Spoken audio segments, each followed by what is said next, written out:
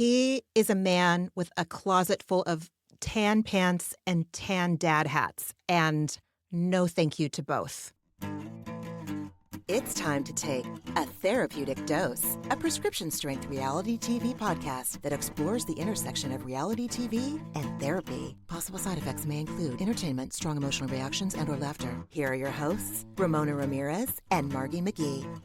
Hello, everybody, and welcome to A Therapeutic Dose, where we meet at the intersection of reality TV and therapy. I am Margie McGee, and with me, as always, is my dear friend and co-host. Hi, I'm Ramona Ramirez Higgins. How you doing?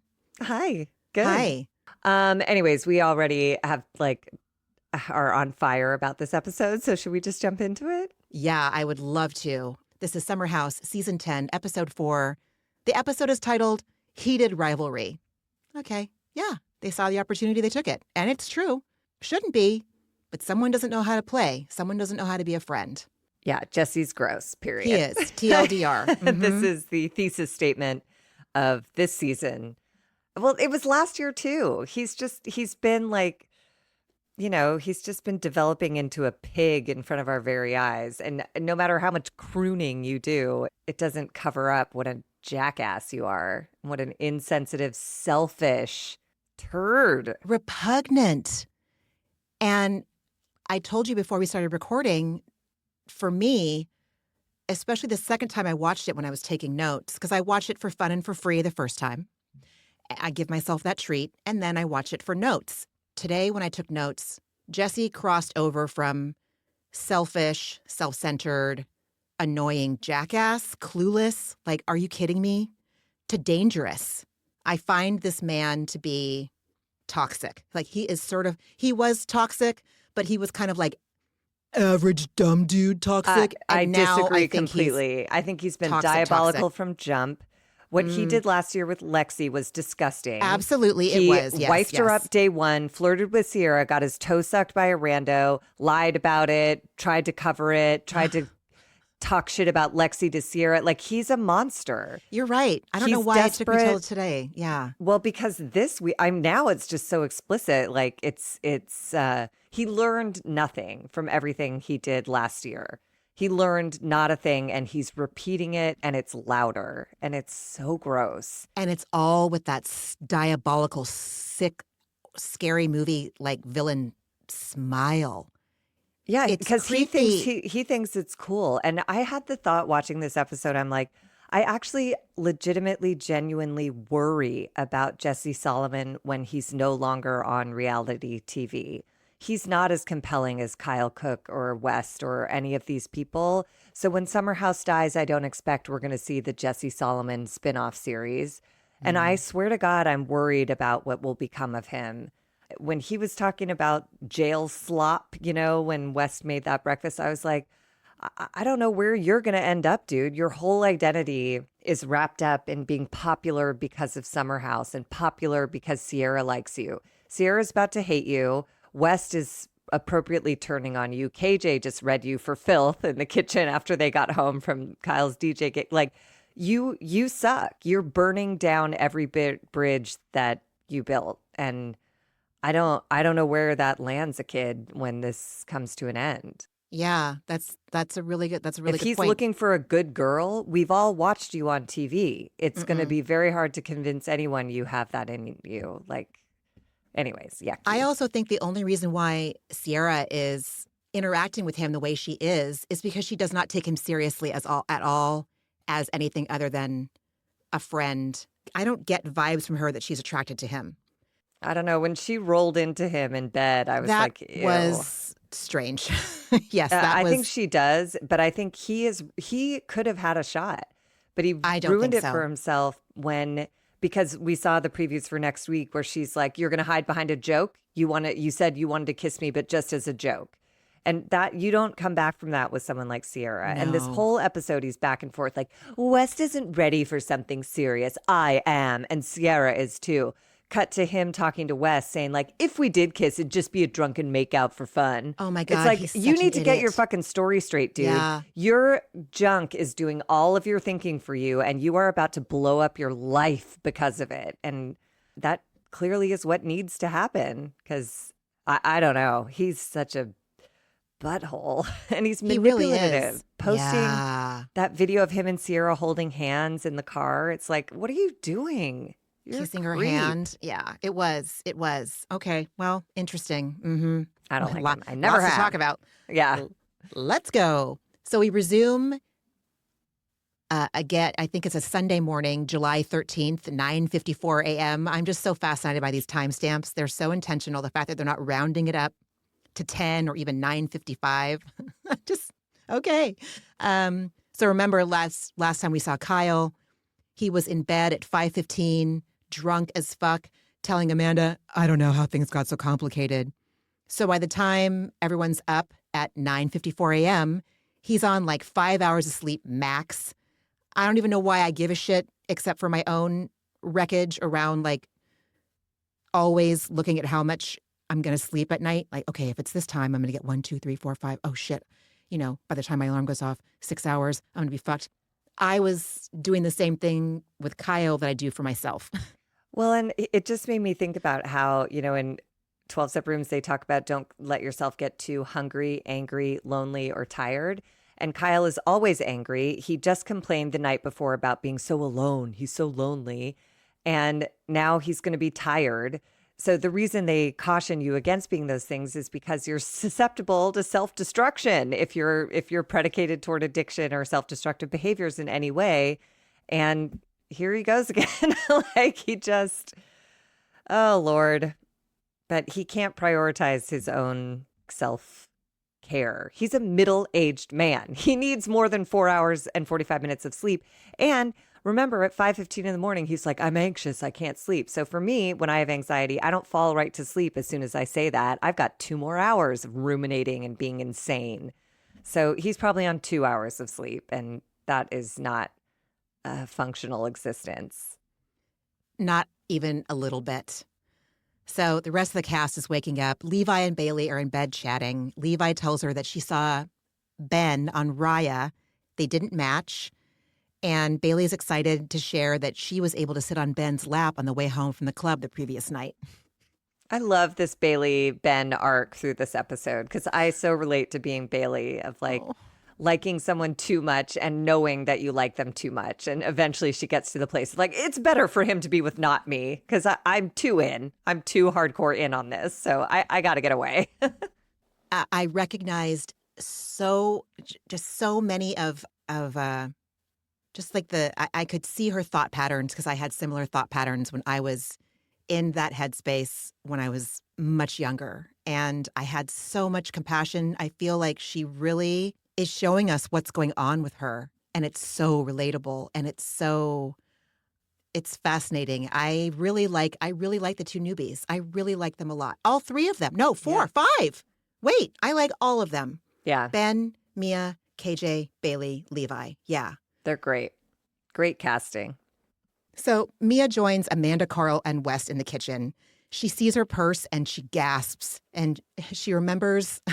She said, I hope that the blue cheese still isn't in my purse. And so we see that she brought her own blue cheese so that she and her castmates could have their own blue cheese stuffed martinis, olive stuffed martinis at the club the night before. And only wrapping them in saran wrap as opposed to like a baggie with like a real secure. It's like such a seal. gorgeously drunken decision. Totally. I loved it. And when she opened her purse, they slowed the camera down a little bit and you could see a piece of blue cheese shoot out of the clutch. And then she reached in and picked up like a rogue piece of blue cheese. So it did not stay in the saran wrap. And I just loved her level of acceptance of like, oh, yeah, it smells like blue cheese. Like it So funny. happened. Yeah. And I loved her exit from this because she's like, I'd ask what I could do to help, but I don't mean that. And then she just walked out. I was like, I fucking love this girl. She's so great. Love her so much. I love her so much. Carl is walking around the kitchen in his underwear, his chonies. I did not care for this one bit. I was like, okay, is this some Tommy John Spawn Con going on? Or Yes, is it just I too believe it hot was. for PJs, but he wants to be comfy? I don't know. But the trunks they wear typically aren't as body con because he was wearing He was wearing boxer briefs. Boxer briefs, and they were fitted. That's what you wear when you're like with your girlfriend in a place by your it was just a lot to bring to It's a lot of Carl for the morning. Yeah. And I do think it was Tommy John's Bon-Con because Jesus Christ, that waistband was half of the underpants. Yes. And he, God bless him for really trying. He's like, yeah, I was trying a new look. I'm like, Carl, you are, I don't know what you are, but like you're in panties at breakfast time. He was fully in panties. Oh my God, you're so right. Your junk in some jeans and give it a rest. So West is prepping a breakfast casserole he's making for the house. And instead of saying, hey, friend, thanks for making breakfast. What can I do to help? Jesse says in his snarky, smarmy voice, so how do we ensure this breakfast is good? And West rightly replies, you don't have to have any.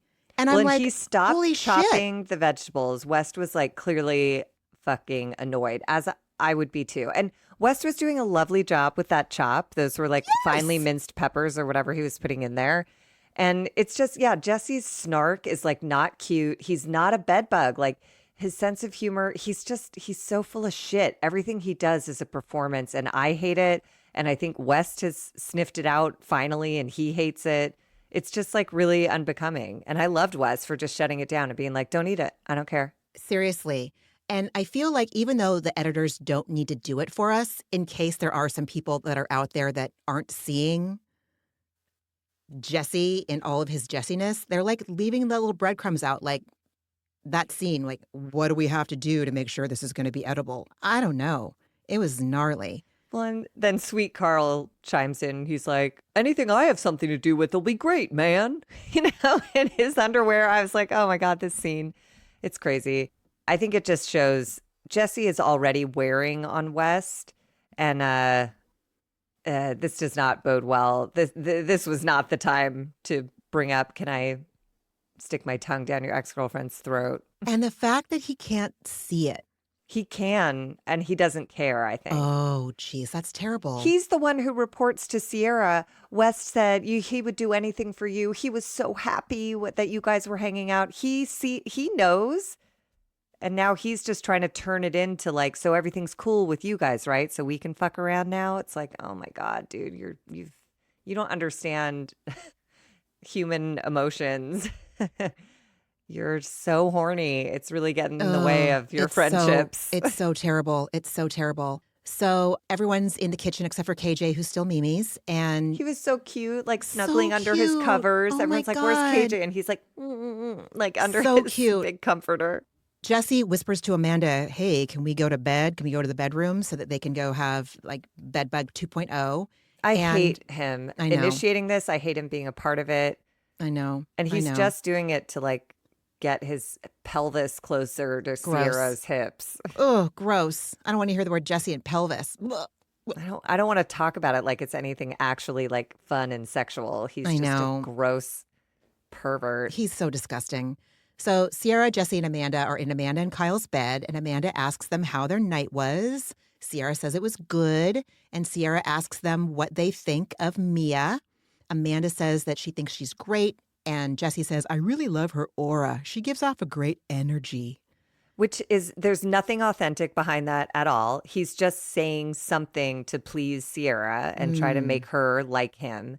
I didn't feel anything. I don't believe him. Aura? What are you talking about? She gives off a great energy. Like, ugh, God, you're fucking so gross. And then he literally puts his head right on her boobs. As soon as he said the nice thing about her friend, he's like, and I've earned this motorboat. So back in the other part of the house, Mia's on the couch while Wes is in the kitchen. And she tells him, it smells really good, Wes. It's just taking way too long, but it smells really good. And Josh looked at me and said, that sounds like you. And I was like, what the? Well, what's the problem? Because I thought what I find endearing about Mia is that she's honest, but I didn't think that was rude. I thought it was fucking hilarious that she said that. It smells good. It's taking too long. Like, this smells so good, I want to eat it, and I'm hungry, and it's taken a long time. And I think I think that if I did say that to my friend, I can see why they would think that I was being kind of a jerk, but I would hope that they would know that I had the best intention saying it. It's one of those where I'm like, it's not that deep. And also, if I was the one making breakfast for everyone, chopping all this shit up after sleeping for 5 minutes, I would be like, You can wait, or you can Yeah, fuck off and go exactly. order something. I don't need your Very fair. commentary from the couch. Thanks. Absolutely, Like 110% everybody has a fair. point. But I don't think she meant any harm by it. She Not wasn't at being a all. dick. I think she was No. just hungry and ready to Mhm. eat. And she's like, when is it going to be done? Yeah. But he made a full like souffle. Oh So my it takes a minute God. for the eggs to cook. I want the recipe. So back in the bed with the bed bugs, Jesse says in regards to Mia, this pissed me the fuck off. This pissed me the fuck off. She's just really nice. Sometimes girls are so mean to try to be flirty and fun. And I'm like, how about try being nice? I give lots of compliments. Where do I start? A, compliments are not transactional, motherfucker. And if you're giving them to be transactional, that's fucking gross. Get help. B, like it's giving you should smile more. And maybe the girls that you're out there that are mean when you're trying to be quote unquote flirty and fun are trying to like communicate with you. Get the fuck away from me, dude. Yeah, that was my first thought is like, they're not so mean. They're just rejecting you because they don't like you. You can have your feelings hurt, but it doesn't mean that they're mean. And also there is that population of people, and I'm sure I did it at some point in my life where like, and this girl, Dara or whoever does it, you know, when she's introduced to Ben at the party, West is like, this is Ben, he's Australian. And she's like, the accent kind of gave it away, but thanks for letting me know. And it's like, okay. So I get it. Like the shitty tone exists, but like, you're not special, Jesse. People aren't saving their shitty flirtations. Just like, I don't know. He just That's takes right. everything so, poor me. I'm so special. And I should be the exception to all the rules. And as you know, I have a real problem with people who take it upon themselves to consider themselves exceptions to the rules. But they yeah. expect the rest of us to abide by all the rules to make their lives really easy. But then they get to break them because like, I'm late. I do get to blow a stop sign and like, you know. Yeah. Oh, trust me. Oh, don't even get me And started. Jesse was just a dick to West as he's cooking breakfast. Like, yeah. You're not nice. No. I hate you. So you're so cute. So KJ joins the rest of the cast and he says he feels rested for once. And I was like, oh, honey, I get it. I get it. I get it. And in regards to West's casserole, the Midwest in him sees the Midwest in West and says, this is the most Midwest shit ever. And I thought that was adorable and hilarious. And that's the difference between him and Jesse is like KJ was just like reflecting like a truth that he has experienced. And Jesse was just being a dick for the sake of being a dick. Yeah. And I think West really put his back into that breakfast. Like he really did a nice job. And I think it's just, my heart is with West in this episode. Same. My heart is with West to the point where I'm like, Ramona, I know a year ago and a year before that, you were really mad and disappointed at this man. So I don't want you to rewrite history. Again, it's not that deep, but like. But it's also like, it's Paige. I don't hate you, but I see you. Yes. And I still see you, and now I like you. Yeah, like he's yeah. shown a shit ton of growth. It seems like it, right? Significance. Yeah. And I think that's why I like Summer House is that a lot of these characters really do. Like Carl is transformed shit. entirely. Big time. West it's slow, but he's making big strides and still fucking up along the way. And that's life. And I appreciate seeing that. And I need to get out of judgment of my own self for not perfectly changing once I know the right thing to do. So I'm so glad. I don't know. Me too. Because I did question myself. I don't know where in my notes I did, but I did at some point write, am I this impressed with West because the bar for men with his kind of privilege is subterranean? Or is it really that I can see from what we're seeing that he's grown? Both could be true. I think West appears to be a good person overall. Like, I don't know. I occasionally see him come up on my social media and he's always telling people on the wrong side of history to fuck off, but he does it by dancing in his kitchen with their comment over his head. You know, like he's not aggressive, but like he uses his platform for good. So I don't know. So back with the fucking Temu bedbugs because of Jesse, Amanda asks the both of them when they got home, and Sierra says around 3, and she promptly gave orders to Ben and Wes to go to their rooms. And Jesse says, Wes would do whatever you said last night. Wes was really pumped up about you guys being a little friendly last night. And then he lays his heads on her boob. So, Yeah. and then he gives an unhinged confessional. Jesse says, if West was ready to settle down, Sierra would be a great match. He's just not ready. Projecting. We differ in that sense. Like, I'm very clear that I want to find someone that I can spend the rest of my life with. But West is like chillin', and that is not what Sierra is looking for. And he's saying this like the whole time with this smirky, smug look on his face. And I'm like, dude, you're the one that's not ready. You love the idea of a relationship, but you aren't ready for a relationship. I feel like, yes, West is probably enjoying himself and has been enjoying himself immensely while being single and being a Bravo Leb. But he gives way more ready for a relationship vibes than Jesse, despite the words coming out of Jesse's massive teeth that look like a hockey puck mouth. You know? Yeah, I just think West is honest. He loved and loves Sierra and is nowhere near being ready for a committed relationship. And Jesse is dishonest. He is horny for Sierra and is trying to convince himself and everyone around him that this is it. She's the one. Yeah. But his head will turn in a heartbeat. Yeah, and West later says it in the episode, she'll eat him alive. And he also that's not what he wants. If he was not even so a little clear that he's looking for the someone he can spend the rest of his life with, he wouldn't have mixed messages. He wouldn't deliver this information so differently to West and the boys and Sierra, quite frankly, than he does in this confessional where he's like, I'm just a good boy. And it's like, you're absolutely not. You're a user as much as West was years ago. And as much as you were last year. You've always had your eye on Sierra and you've used everyone around to entertain yourself in the interim. And it's been really gross to watch and called it love. And like, you don't know anything. He doesn't know anything. And you don't have any humility about that. I don't know anything, but at least I know I don't know anything. Yeah. So I go to therapy to get help. Dude. So everyone in the cast gathers for breakfast. They are having, I don't remember who calls it redneck quiche, but I thought that was hilarious. It was Bailey. Was it Bailey? Mm-hmm. And West really took kindly to that. He was like, yeah, that works. It made me want to go out and get the recipes for or get the ingredients for this. I'm like, okay, it's probably like Denver omelet, but you bake it, add the hash browns in it. Like, that's fucking genius. I can absolutely see my 10-year-old eating the shit out of that. Who am I kidding? I would too. Anyway, it doesn't matter. So over breakfast, West says that in the city that week, he is going to host an Australian-themed, singles bash in honor of Ben. And we see a flashback of Ben saying to the group that he's ready for a long-term relationship. And Bailey is like stunned. She's asks if he's struggling with meeting people. She's shocked. Like, you struggle meeting people? I find that hard to believe. He did say in that flashback that he feels ready for a commitment and that if he meets someone and that kind of connection is there, he's going to really put his back into pursuing it. Whereas probably a handsome guy like that who was probably just cruising, you know, and Totally. relationships take work even if you're hot. So it sounds like he's ready to like really dig in, which is nice. So West explains that what you're going to do if you come is you're going to bring someone for other people to meet, not someone that you yourself want to bang. It's someone for your friends to bang. Isn't that every party?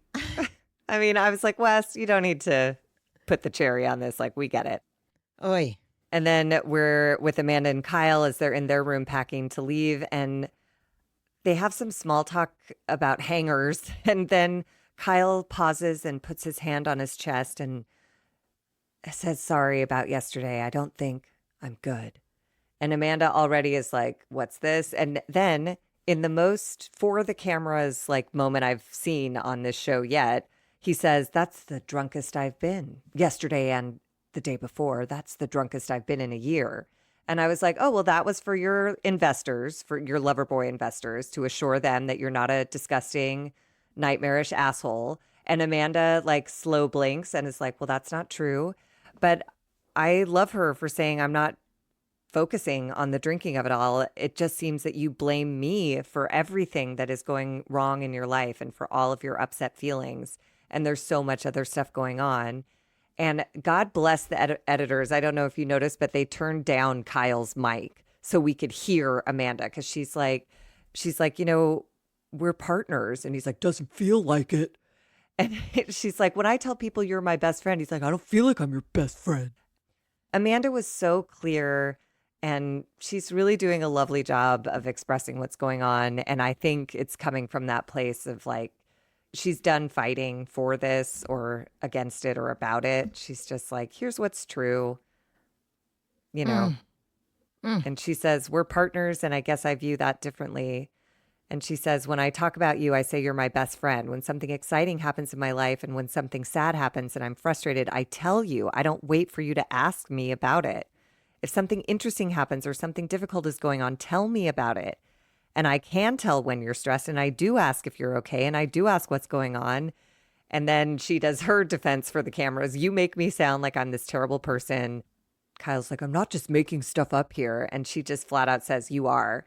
And if you're that miserable then, and this end of the sentence is that nobody's ready to say until they're actually ready for the relationship to be over, the end of that sentence is, then why are you in this? Then this should be over. And they are almost there. And then he says, well, that wasn't my intention. I think I'm a little bit lost. I'm not in a great place. So I'm sorry. I just hope we can turn a corner. This man makes me so fucking angry. Dude, you are the one whose foot is on the floor that turns the corner. It's not we hope. It is going to take actual action to turn the corner. You can't just hope you turn it. B, you have to use your words. I asked Josh, I don't even know if I had to ask him actually thinking about this, like to double check that I wasn't just hating on Kyle. I was like, wait, so it's not okay for him to just wait for Amanda to ask what's going on. He has to tell her. He's like, yeah, he has to tell her. This man talks about, where's your motivation, Amanda? Where's your intentionality? Motherfucker, where's your motivation? Where's your intentionality? I don't think he wants to be in this marriage either.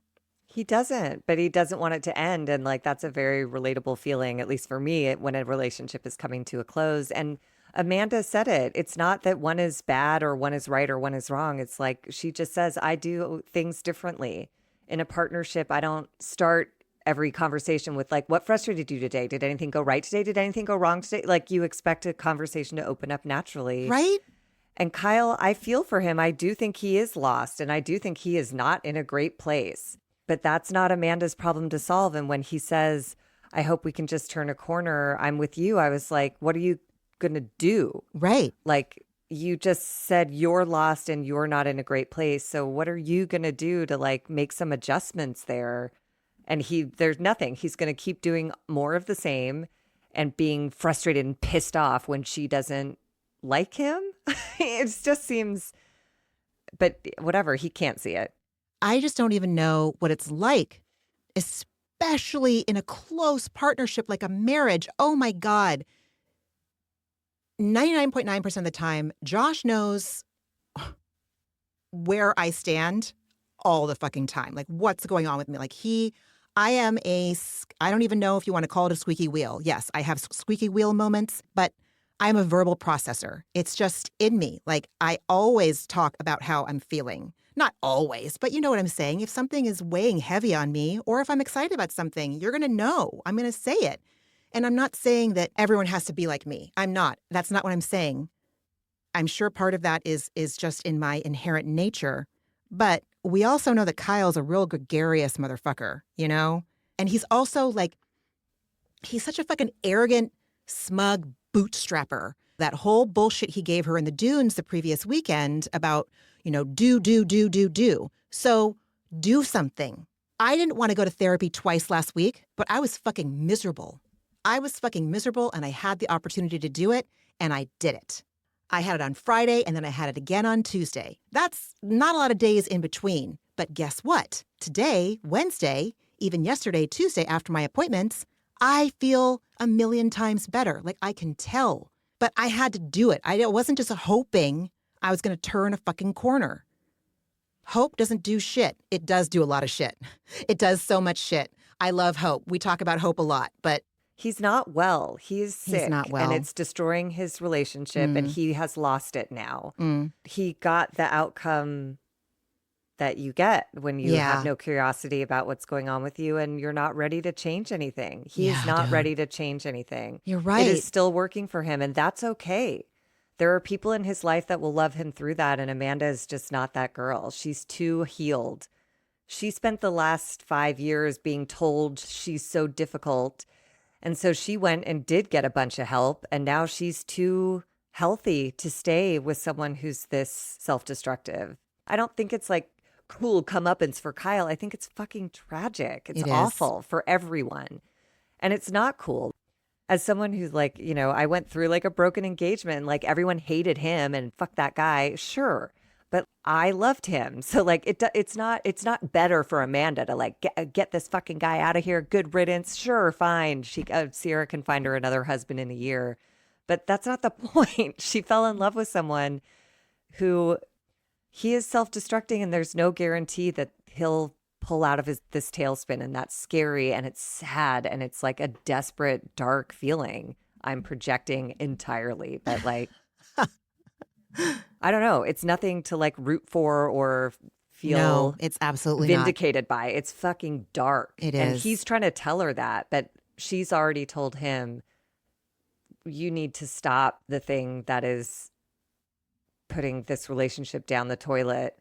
But he continues to prioritize that thing. And that's that. That's just where they're at. And that is not a marriage anymore. Oh my God. It's, you know, when you said the part about the investors, he made the comment for the investors. Leaving his marriage isn't going to crush him. Losing the investors is going to crush him when I he don't has know to if close it will. Loverboy. Yeah, you're right. Maybe it won't. But I'm just saying, like, that's how sad it is that, like, that Yeah. it might not be until it hits Loverboy that he takes it seriously. I don't know. Yeah. So the cast returns to the city. Okay, obviously I have to talk about Mia's dog Winston, who's in a full sploot on a New York City sidewalk with his little legs like out behind him as he's resting on some shady curb to like, you know, cool down his belly. It was so cute. So and cute. she was not going to rush him. Sierra's like, we've been waiting for 15 minutes. And she's like, he needs more time. He's not done. And we will love wait. Mia. And I was like, you're the best. It's adorable. And that dog was so cute. I could So barely cute. stand it. I wanted to So reach to cute. the screen and give him scritches. He was adorable. We did see a scene, 60 seconds of Ben doing yoga and sit-ups and other various workouts without his shirt on in preparation for Thursday, which is Ben's Australian singles bash. Which had no whiff of Australia to it whatsoever. It's like, we're at a rooftop bar. Enjoy. What's happening? Why is this Australian? Because there's an Australian there, I guess. Yep. So the cast and their various single friends have arrived at a rooftop bar. There's lots of new faces. Lindsay arrives and West introduces her to Ben. And West tells her Ben's single and looking for love. And Lindsay, I have to say, I am so enjoying Lindsay Hubbard this season. And when she said this in her confessional, I was like, oh, duh, of course. So Lindsay in her confessional says, having a family, having a baby has always been my ultimate goal. I have that now. The pressure is off. I'm no longer looking for the one. I'm not choosing the wrong guy because I'm up against the biological clock. I get to fuck around and find out, with a condom, of course. So if a guy with blonde hair and blue eyes from Australia falls in my lap, great. And I'm like, oh my God, I have never, in the 9 seasons of Summer House that I've watched, whether she was in a relationship or not, seen a chill or relaxed Lindsay fucking Hubbard. Never, ever, ever, ever, ever. I love seeing Lindsay like this. She's so entertaining. And I want more. She compels me. She doesn't give no fucks. I do think she is a little, we'll get there, but in regards to Carl. Oh, yeah. She's still Lindsay. She's not indifferent. She's not indifferent yet. No, she has Yeah. lots of digs to make. But again, I also think that's for the camera to remind the audience, like, I was the victim. I didn't do anything wrong. So let's just, let's get that on record. And I disagree with her. And it doesn't matter because they, again, are another example of these people were not a match. And like, Yeah, life for is better sure. for both of them without being, you know, in a marriage that was never going to go the distance because they wanted to destroy each other by the end. And I will say that like Ben seemed to have some legitimate chemistry with Lindsay and to the point where he got like nervous and weird. And in this episode, he really just becomes like, he just sort of drifted into like hot guy category. Like we lost personality. There was like one moment where he said something where it felt like he had personality, but it really does feel like he's He's abs and eyes, and I don't know what else is going on with Ben. Just in this episode. Yeah, I still can't get a read on this dude. I And think Lindsay I think says it he's later. deep, She's and then like, yeah, and then I'm like, oh wait, no, yeah, exactly. Sierra shows up, and she looks so stunning. It's just insane. It's insane how She's stunning got she like is. effortless style. Mm-hmm. Like it's not like Sex in the City or more and Just Like That, where like they were like dressed in outfits that are cool for New Yorkers. Sierra's just like, I don't know where she got that. It's not Free People. It's not Barney's. It came from somewhere that is like so true to Sierra's style, and it like only makes sense on her, and I loved it. She looked amazing. And Gorgeous. Jesse tells her as such. He says that she looks great and that he's trying and he's going to try now. And I'm assuming he means to actively pursue her. I don't know what he meant, but But as always, it comes off as a joke. yeah, exactly. So he never has to take responsibility for feelings or anyone else's Oh, feelings or he's impacting so anyone. dangerous. He's just He a is jerk. so dangerous. He's so dangerous. He's a coward, honestly. Yeah, you're If right. he had any like balls, he would just tell the truth and do what Carl did last year. Sit Sierra down and say, like, I'm attracted to you. Do you think this could ever be anything? And she said no.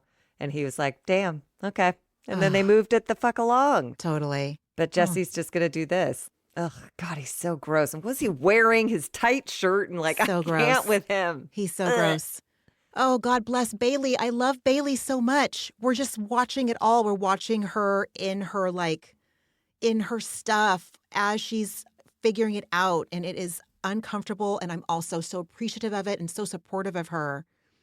So Bailey's chatting with a very young looking man who has a mustache. And I can't get over the fact that he looks like a young looking person, like a really young person with a mustache. So like he's playing dress up.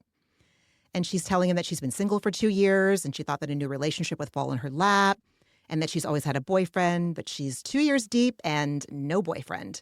And in her confessional, it cracked me up. She's like, I've matched with multiple men on Hinge or on Bumble before. That's how small the New York dating scene is. But I'm hopeful I'll make a connection with someone. And at the very least, I'm open to it, which is very big for me. You just don't know. You don't know. Your soulmate could just be walking by, maybe a Calvin Klein model with an Australian accent. I don't see that in the future for her. And quite frankly, I don't think he's dynamic enough for her or exciting enough for her yet, from what I know of him. No, and she doesn't even really want him. That's why I love her later in this scene where she's just like, no, not for me. I'm too excited about this. It can't be real. I mean, we just got so much information from this scene alone about Bailey. We'll get there. So Amanda introduces Lindsay to the new castmates, Bailey, Levi, and Mia, and tells her that everyone is single except for her and Kyle and Mia. And Lindsay says, well, I'm sure Scott is better than my last fiance. That was low and dumb. Lindsay, I mean, I don't expect people to be perfect, but like. But that is like expected from her. It's just like, oh, you have to take a shitty, cheap shot.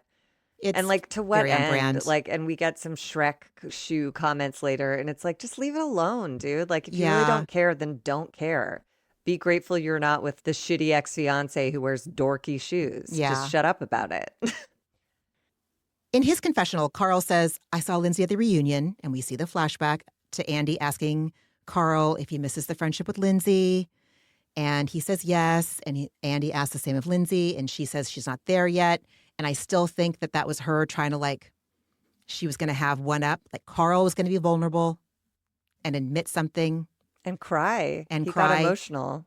And it was honest. She wasn't going to do it. And I still feel like this is her not doing it by making that comment about, like, how random. You're just meeting Mia for the first time. You don't know anything about Scott. Carl, all he did was say, we're not right together. That's it. That's it. Really?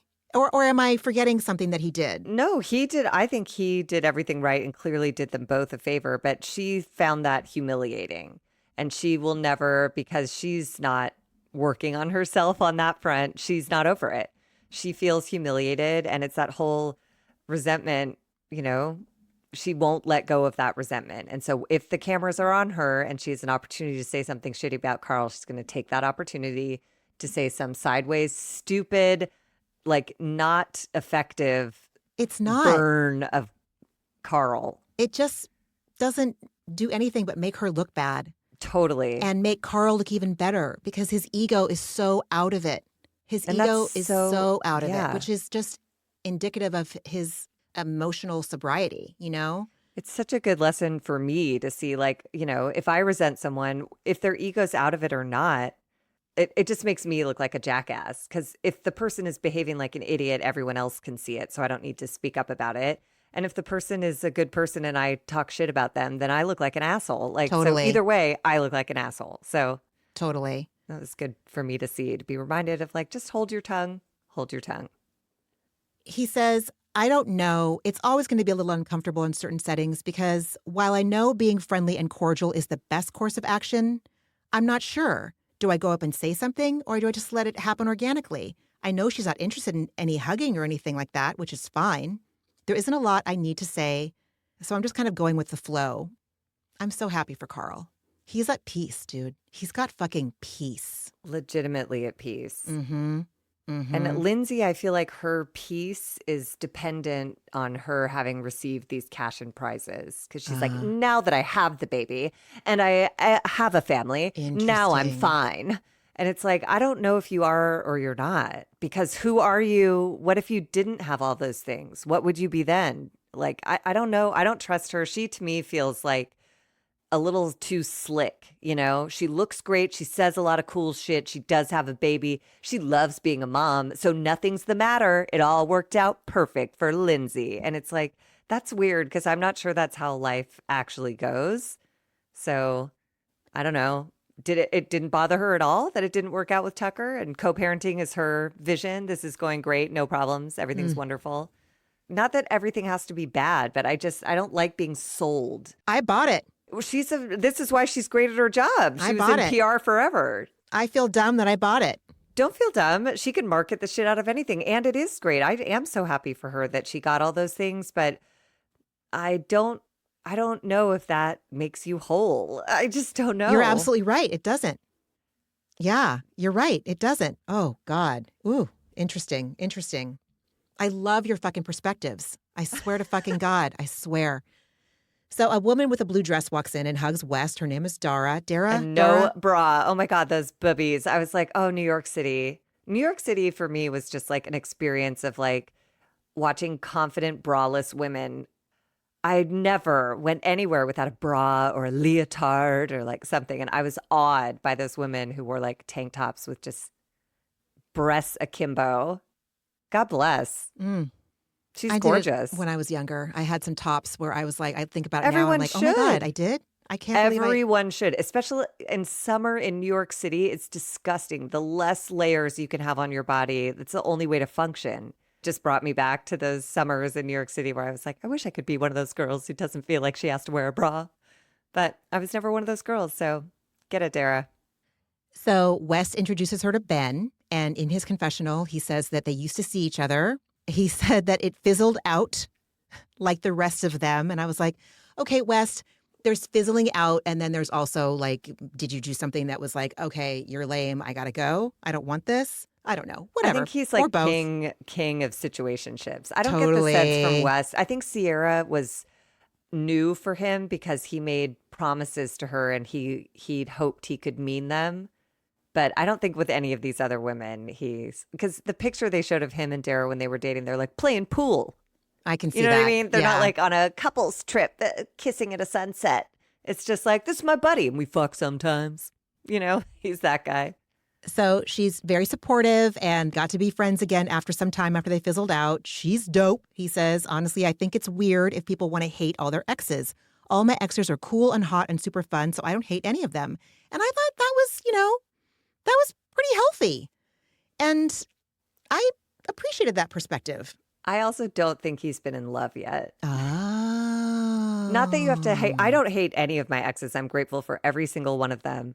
But there is something different that happened when my first love relationship broke up that was different from all of the people I had dated before. That was like, oh, this stings like extra bad. And I find myself like either wanting them to get back together with me or wishing harm upon them. Like there is a new level of emotional like angles that I hadn't experienced before. Yeah, I wonder what'll happen.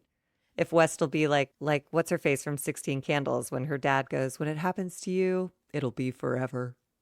So maybe he'll Yeah. just fall in love once when he's like 55. Oh my God. I don't Oh my know. God. So Mia has had it. She stands up and clinks her glass with a spoon. And she's like, you guys need to mingle. Stop sitting next to people you know. Act like you want to get laid tonight. I And love her. I She do seems like too. such a good time. So Ben and Lindsay are chatting. And off to the side, Amanda is watching them. And she comments that Lindsay has no idea what Ben's saying because of his accent. And we kind of see Lindsay like looking at him and nodding and like, okay, trying to figure it out. And we cut to that great moment where he's like, I've heard a lot about you from Carl. And she's like, from who? And he's like, from Carl. And she's like, Carl or Kyle? And he's like, Carl. Like he still can't say it. And it was amazing. Bailey comments, poor thing, she's coping. She's coping. She is probably having such a hard time watching the guy she has a crush on talking to Lindsay. But instead of saying that, she's going to hype up Lindsay and say that they would make beautiful babies. So Lindsay tells Ben that she was a publicist full time for the majority of her life. She says, I was a former publicist, current MILF. Oh, God. Gross. How long Okay. has she been workshopping that? That is so stupid. Margie. I bet it's like on her like LinkedIn profile. Like I'm sure she thinks that's like hilarious. She thinks it's hilarious, doesn't she? Sure. She thinks she's the alpha and omega of MILF. So poor Bailey tells Amanda that if Ben touched her, she wouldn't know what to do. He's the most beautiful man she's ever seen. He's like Thor. And she says no one else notices that he goes in the pool every morning, comes back with a towel wrapped around his abs. So does Wes, but it doesn't hit the same. Fucking editors then show us a side-by-side of the both of them getting out of pools. And I just want to say they're both attractive men, okay? They are both attractive men. And quite honestly, I think it'd be so much more fun to get in the sack with Wes than it would with Ben. So it doesn't matter, I guess, is my point. Is like the abs are not the avenue to get the girl or not get her or whatever.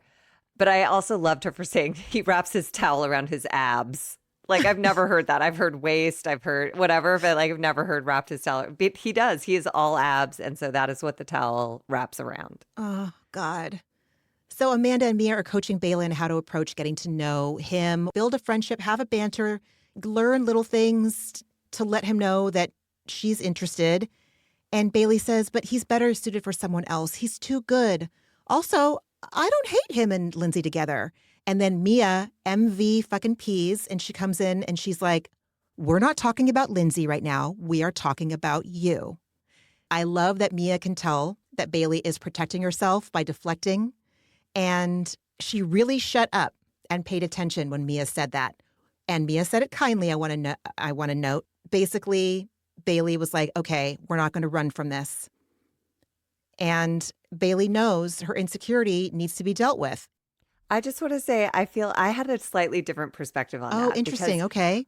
I think they're coming down hard on this young girl. Like, I think she senses that she doesn't feel like a comfortable version of herself around him. Yeah. So all of this, like, just start some banter and blah, blah, blah. It's like, if that doesn't exist, it's not that he's too good. Like, that language was probably wrong, but it's like, I don't know.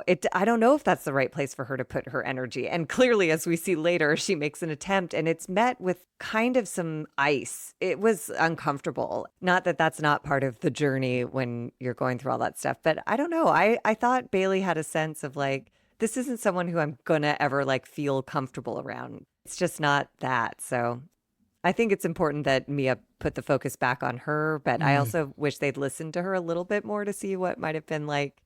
You don't have to force her to go for it. You know, if it's not a match, it's like he's fun to look at and talk to if they cross paths. But like, I don't know. I want better for Bailey from what I know of Ben so far. She's so outgoing and so honest and so vulnerable. Like, I don't even think she's trying. She's just seems really unfiltered and really unjaded. Scared? Absolutely. Jaded? No. From what I'm seeing, she strikes me as just 110% what you see is what you get. That's endearing to me. I feel like she and KJ are in a really similar spot. If they're just like not rushing growing up. They're like, yeah, I'm kind of a mess right now. And that's what's up. Yeah. Now what? You know, Yeah. it's just like, what's next? What are we doing now? I'm not going to like resolve this in this confessional. So So Bailey tells Amanda and Mia, that she might seem outgoing, but she gets really nervous. And she tells them, I was in a relationship for so long where somebody was constantly telling me that everybody hated me, nobody likes me, I'm ugly, I'm fat, and no one's going to want to be my friend, and I'm unlikable. And Mia and Amanda are devastated to hear this, as am I. And she says, and I can totally see myself saying this too, I'm not saying this for sympathy. In this situation, being in the house and like going into a new group of friends, I had to remind myself, you're being paranoid. People don't hate you. Ah, Jesus. My heart just like broke for her. How awful for her to go through that. It's so much better than, what was her name from last year that Jesse dated? Lexi. It's so much better than Lexi, because if you recall, Lexi, rather than giving voice to this, Lexi sat with it and started to believe everything that Jesse told her and that she thought she was Poor baby. observing. So, but I think this is the better version of that. Of course. Like, I think everybody feels, maybe I'm overgeneralizing, but I have never not felt insecure entering a space that other people are comfortable in and I'm brand new to. And I think her way in is just to be like, here's who I am. Here's the truth about me. And part of that truth is that I'm paranoid about you, but I know that's crazy, but I just want you to know that's part of how I think. And I think most people can relate to that. And that makes her likable and relatable and sympathetic. It's pretty fucking awful being with someone that puts you down and tells you that you're not going to be XYZ and you're too XYZ. And, you know, when we were talking earlier about not hating any of your exes, when you said earlier, I don't hate any of my exes, but there is one. I don't respect this person or care about his well-being enough to like have hate, but it's not indifference. Like, I don't wish bad things on him, but he is also, I can say, look you in the fucking eyes and say he is a piece of fucking shit. And he's the closest thing to the person that Bailey is describing. So I don't hate him. How do I say it? I think if I ever saw him in real life, I wouldn't give him a piece of my mind and make a scene, but I wouldn't mind sharing what I now know, you know? Yeah. I don't know. It just feels like with people like that, is Yeah, it you're worth right. your energy? You're right. Is It's it not, worth it? Yeah. that's not, it's like, again, it's like Amanda talking to Kyle again about being more sensitive to Yeah. prioritizing their marriage. It's like, you can say it, but to me, I always wind up more broken after trying to communicate stuff to someone who just is not. I just feel bad that I accepted that. I feel bad. But I'm sure, I mean, for me, I did as well, but that's what I brought to therapy and learned that I was repeating patterns that were unresolved. And I didn't even know were patterns. And I didn't know there was anything wrong with how I had been told relationships go and how they were modeled for me. So I just had to unlearn that. For me, it takes pain of a particular intensity to get my attention. Yeah. So I had to be with, someone who, it had to be like, it starts insidiously, of course, but by the end it's like, oh, this is truly aggressively awful. Like there's no way I can justify any of this. And so I have to deal with what in me was attracted to this and try to keep myself from walking down that road again. So in her confessional, Bailey says, after my breakup, I feel extremely afraid of men. I can see the pain they're going to cause me a month from now, 2 years from now. I'm going to end up crying over you. So before they even talk to me, and she makes this X sign in front of her body, like to block somebody. I'm like, save it, cancel it, whatever. I'm well aware that I'm fully fucked up. I have a million issues and I'm working on them. Just give me some time. Like, you got it, girl. That. You got it. Yes, that absolutely. Needs to go on merch everywhere. So then Wes checks on Amanda as a non-single and she jokes like, oh, he asks how she's doing. She's like, oh, I'm doing great. My relationship's perfect. I have no issues. And they both kind of awkwardly laugh. But there is some sweetness in that moment that, again, is different. It's pure as opposed to Jesse and Sierra when he puts his head on her boobs. It's different than when Amanda put her head on Wes' shoulder. There wasn't anything, there was no ulterior motive there. That was just true closeness between friends. it just read real different than literally everything Jesse does related to or around Sierra. He's gross. You're so right. You saw the friendship between them. Yeah. Yeah. And Yeah. there's comfort and physicality to it, but it is not there. No one's creeping. And so she asks Wes, are you having fun? And asks who Blue Dress Girl is. And he tells her about Dara, right? I don't know yet. Sorry to that Dara. He tells her that they flinged, hooked up years ago before he met the Summer House crew. And she confirms, she asks him, so did you bring her for Ben? You brought someone you slept with for Ben to sleep with? She was like, this feels loaded, but he's okay. Like, I think he's like, I clearly didn't bring her here to bang her in front of you guys. So, and then in his confessional, he says, the progress with Sierra and I this summer compared to last summer is clearly there. We're kind of flirty and fun and friends and everything's cool. And I would never fuck with that. I believe him for sure. Despite how messy this relationship has been, there are still boundaries that we are both trying to hold to respect each other. And it's super important in keeping our little family together. And this is where I wrote, is this awareness and growth, or am I giving props to a man doing the absolute bare minimum because I find him charming?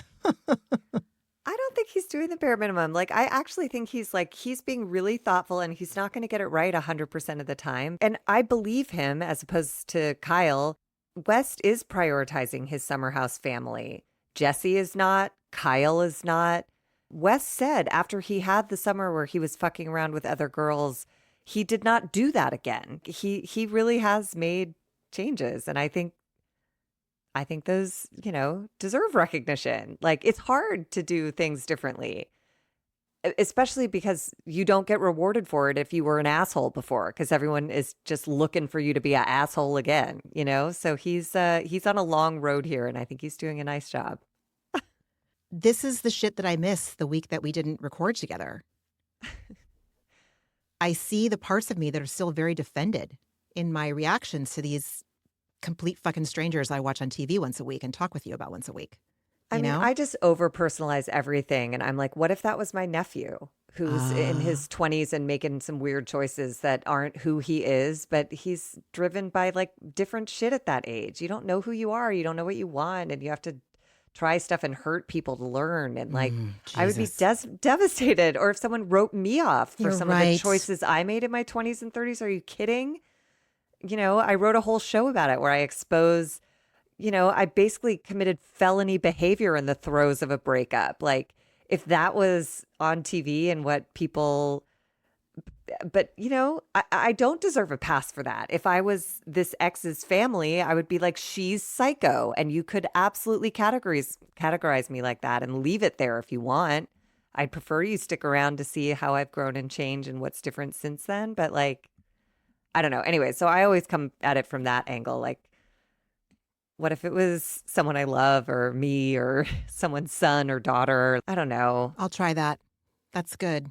But with someone like Jesse and even Kyle, I'm just like, yeah, you guys are just, you have to hit rock bottom. And I got nothing great to say while you embody your own demise. You're just being gross. That there's no goodwill behind your choices. It's just gross. Oh, no, it does not feel like there is any goodwill behind their choices. And that's why I really struggle with everybody's doing their best. They're doing the best they can with what they've got. Okay. And Kyle has alcoholism, in my opinion, and Jesse has some sort of arrested development that's like a real sickness, he can't think outside of the moment. The shit he says to his friend who stood by him through a lot of shit last year. Holy it's crap. Just wild to me, this kid. It is wild. So he does tell Amanda, listen, if I was actively trying to be with Dara again, I would not have brought her here. So, okay, West, growth. I love that. Who knows if anyone hooked up that night, because we leave and we go back to the Hamptons for Friday, July 18th. Oh, God bless. Kyle's the first to arrive. He came straight from his family reunion. He did a DJ gig on the beach, and his whole family came to see him at a sold-out show for 800 people. And in his confessional, he says there was a little frustration on his part that Amanda wasn't coming, but doesn't feel like either one of them want to have another weekend like the one they had last weekend. So he's coming into this weekend with a clean slate. Clean slate and nothing different. So great. Okay. Mm-hmm. Mm-hmm. The rest of the cast arrives, including Lindsay, who's coming for the weekend. And we don't see the conversation happen, but we hear Carl greet Lindsay so graciously, so openly, ask her how she is. How's Gemma? She says perfect. I don't recall if Lindsay asked Carl how he was doing. She did not. Oh, Decidedly shit. did not. And I heard Carl's voice, and he sounded genuinely interested in the answers too, and not just asking her just to like get over being awkward. Yeah, it was like really welcoming. Mm-hmm. And he did all the work to break that ice. She did nothing and she walked out. But that's fine. Also, they don't need Totally. to like Nope. dwell in what comes after the questions of how are you? How's your daughter? But yeah, no, Lindsay didn't ask anything. And that's whatever. It's okay. It's the first, again, everyone's first encounters after a breakup are always, at least for me, they were always weird. And I never got it right. But you just got to get it over with. Totally. And keep it moving. This is where I wrote the opposite of love isn't hate, it's indifference. So she says in her confessional, and she's got this look on her face. She's very, she's smug. Carl's never top of mind, right? I'd love to sit here and be like, oh my God, I wonder how it's going to go with Carl in the same house. I'm not thinking about that. I don't give a fuck. I gave that up when we broke up. I really, truly do not think about this man. I don't believe you. She's on that spectrum of like a little, like a smidgen angry to like more than a little angry. She's not indifferent though. I don't buy it. I just don't think she ever loved him. Like, part of me is like, I do kind of believe she doesn't give him a second thought because he was to serve a purpose and he opted out. And so Harsh. she don't need him. Yeah. Like she said, her goal was a baby and a family. She didn't say, my goal was to be in love and start a family. Like that's not it. She wanted to check boxes. She always has her timeline and all that stuff. You're right. I don't get the sense that she has any tenderness toward him. I didn't when they were engaged. I was like, what is this uncomfortable performance? It's not good. So I don't know. God. Oh, that made me so squirrely thinking about that. Really squirrely. Yes. No, it is a good thing that that did not come to fruition. So Amanda and Lindsay now greet Kyle, and Amanda's sick. And why does Amanda cough like a 6-year-old? She goes like this huge, grotesque, wet cough, and it's everywhere throughout. Cover your mouth. Scene. Oh my God. She's like, everyone's sick. I'm like, I wonder why. Like you are just projectile hacking. Ugh. So Amanda and Lindsay both say hi to Kyle kind of at the same time. And it almost seemed to me like Kyle and Amanda were like strangers. It was weird. It was so weird to me. It was so weird.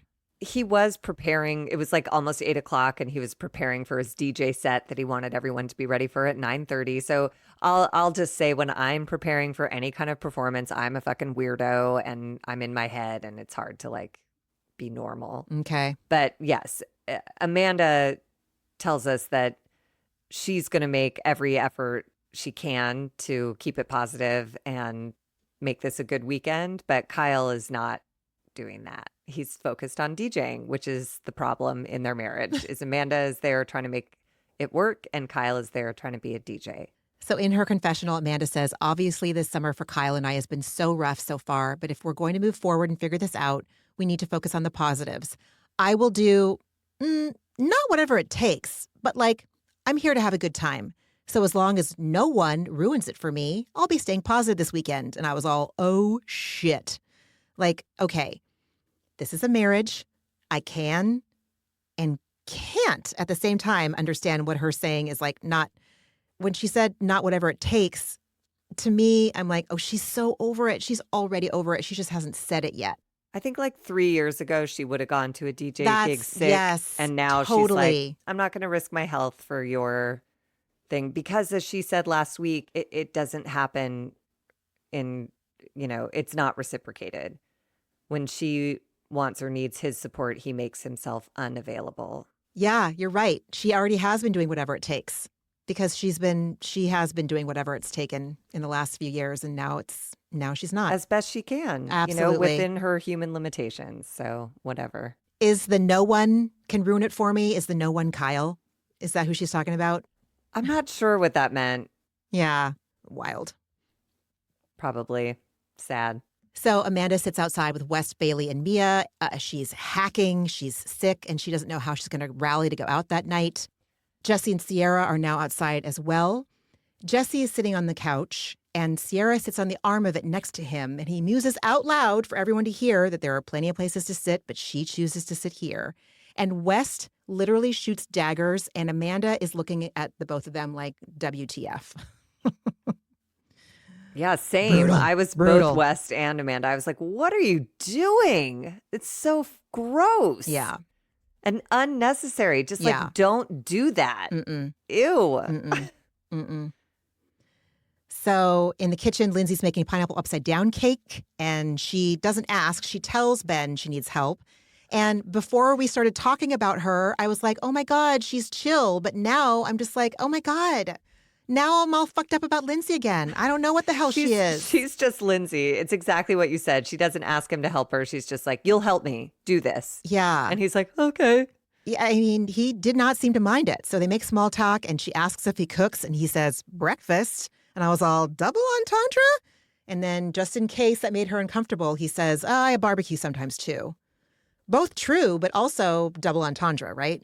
I don't know. And that is the mystery of Ben, is like, did you mean that or not? Are you just delivering two facts that you cook breakfast and you grill? Or did you say breakfast, meaning like, I'll make you breakfast the morning after, and then you bought it back with it? I don't know, because Ben is so, there is nothing chemical coming off of him. It's so confusing. He seems to like her, but I don't know. I don't know what's going on. I don't know what's going on. And Lindsay, like us, says it's hard to get a read on Ben. On paper, he's a beautiful specimen of a man, right? But as far as if he's flirting, I have no idea. And I think Lindsay. that Same. goes for everyone.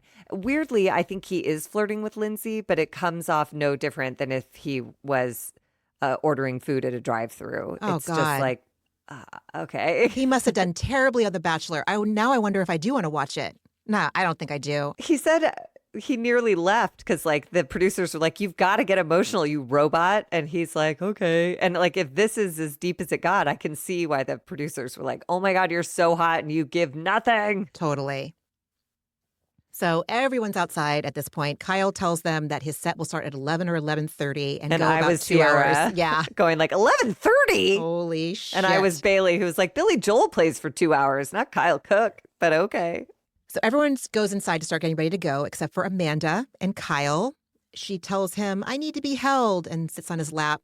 And they kind of chat for a minute.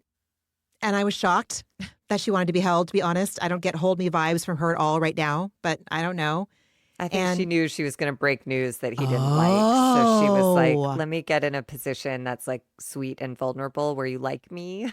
It feels like we're close while I tell you I'm not coming. Sometimes I feel like such a dum-dum when you say things that are so fucking obvious and I miss it. I don't know. I don't know if that's what was going on. But once she said like, how mad would you be if I didn't come tonight? I was like, oh no. So she asked him how bummed she'd be if she didn't go, if he's sick. And he's so lame. Like, he can't be direct. He can't be honest. The best he can do is say, I mean, I was hoping we could rally. And I'm like, we? Who the fuck is we? Why can't you just say, I was hoping you could rally? It's so fucking passive and I hate it. And this made me just as mad at the end when West was doing the same fucking thing when he was talking to Jesse. Just say it. I'm going to be bummed if you can't go. I get that you're sick. I really was hoping that you could rally and go, but I get it. Like saying we instead of I is just going to make you look like a fucking asshole, in my opinion. He just fronts, man. He fronts like he's this just bootstrapper of all bootstrappers. Just like, why don't you just motivation? Blah, blah, blah. Okay, then say fucking full chest, 10 toes. I'm bummed you're not going to fucking go. Not like, well, we were hoping it's just so gross. It's so stupid. It's so like gutless. I'm so triggered by this man baby. Sorry. All caps. No, that one, like that, I didn't catch that, and it didn't. Yeah, but they're just. It's childish. It's childish. They both are. Amanda curled up in his lap like a baby instead of just saying like, "Hey, I'm sick. I'm not going to make it." Like, if it has to go for one, it has to go for both. And they are in this dynamic where she has to be a baby to ask for her needs to be met. And he has to say we to express himself. And like, it just needs to be over. It just needs to be over. It's not working. I absolutely see your point. 100% agree, on board. I don't like watching either one of them like that. I'm like, Amanda, you're better than this. And Kyle, you could try better at this. Maybe. So then we see Jesse in Sierra's room, and they're in front of her mirror, and he's got his arms wrapped around her from behind. They're both wearing these terrible felt cowboy hats, and Sierra jokes, "What is this, our engagement photo?" And I'm just like, I'm done. I'm done. Hopefully this is the last episode that we see all this affection between the both of them, because Sierra's too good for it, and Jesse's disgusting. He's so gross. And in his confessional, he says, "Sierra's so hot, and we're having such a nice time. Last summer, she had just dated my best friend, so obviously I would never pursue it. But now, I just am thinking maybe Sierra would be open to something with me." Hold, please. Last summer, you were dating Lexi, who you said you were in love with. So it's not, theoretically, it wasn't available to you because of that, not just because your friend had just dated her, you fucking asshole. He is trying to rewrite history like we're all idiots. And say, like, I was being respectful of my friend last year. No, you weren't. You were love bombing a little girl while sucking someone else's toe. And also, remember, he had his, wasn't he like rubbing Sierra's inner thigh on a pool float at one point? Like, he's that's all right. over the damn place. When Lexi was out of You town. have never Yeah. been respectful to any woman who has crossed your path on this show. So I look forward to the day where you become the man that you claim you are, just some sweetie crooner boy who's just looking for a good girl.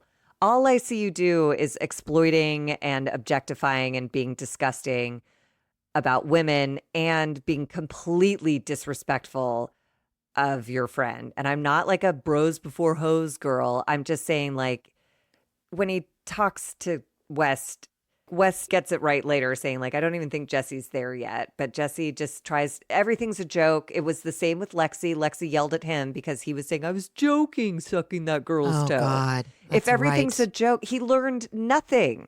He's going to have the exact same argument with Sierra that he had with Lexi. The man is an impenetrable idiot right now. 100.